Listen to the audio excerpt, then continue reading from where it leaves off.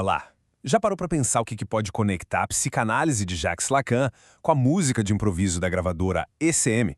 Parece uma coisa bem improvável, né? Mas é justamente essa ponte que a gente vai explorar aqui. A ideia é mergulhar em como o som, às vezes, consegue tocar naquilo que palavra nenhuma alcança. Pois é, a questão central é essa aí.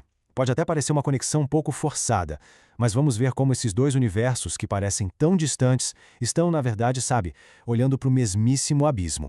E para a gente entender essa história, a gente tem que ir direto na raiz do problema. E o mais curioso é que o problema é o mesmo para os dois lados, tanto para a psicanálise quanto para essa música.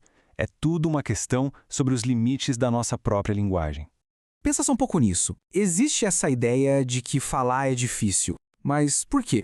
Porque a palavra, ela tenta capturar, a pulsação da experiência, a coisa como ela é. Mas algo essencial sempre escapa nessa tradução. Sempre fica alguma coisa para trás.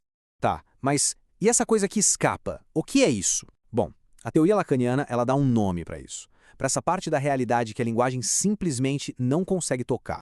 E esse nome é o real.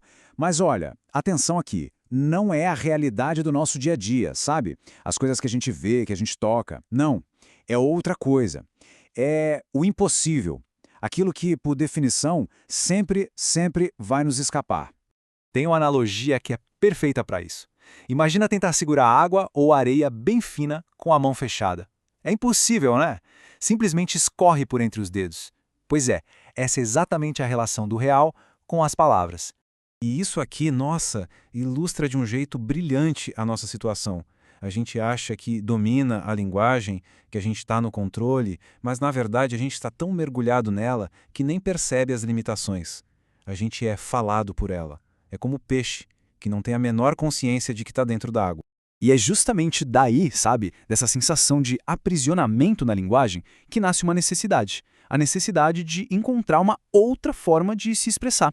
E é bem aqui que a música da ECM entra em cena. Ela surge como uma resposta estética a esse problema. Olha só que interessante.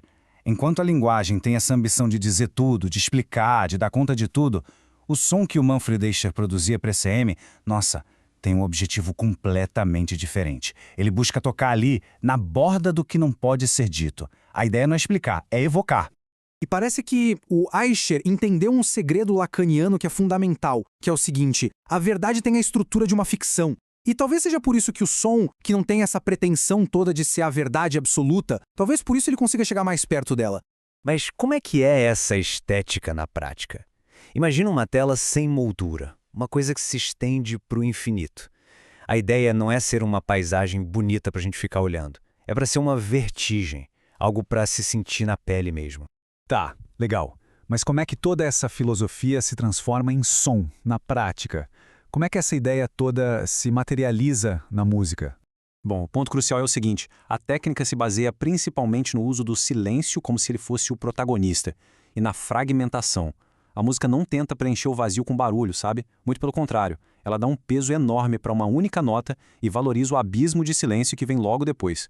O piano do Paul Bley, por exemplo, é perfeito para entender isso. A impressão que dá é que ele não está tocando as notas em si, mas o espaço, a falta, o vácuo que existe entre elas. O fragmento aqui acaba se tornando mais importante que o todo.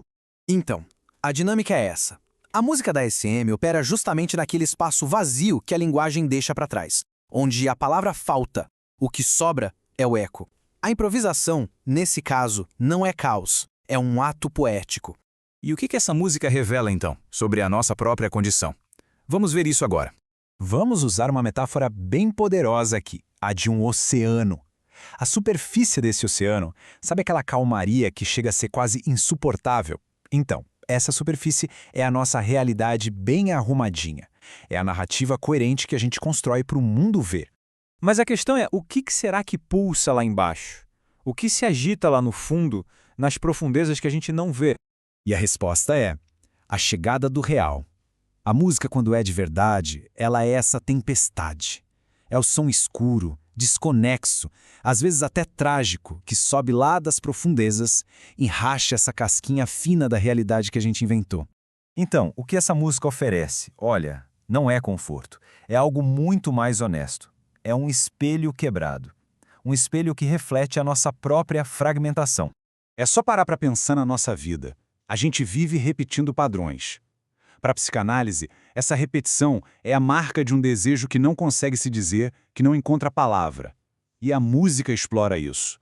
Não como um defeito, mas como um eco desse desejo que não se cala.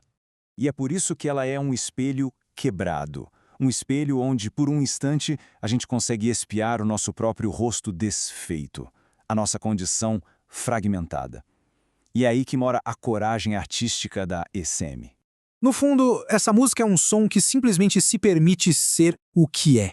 Uma mancha de cor como se fosse um quadro do Rothko. Uma linha hesitante como numa tela do site Wambly. É um tatear no escuro, uma busca pela verdade do nosso próprio desejo.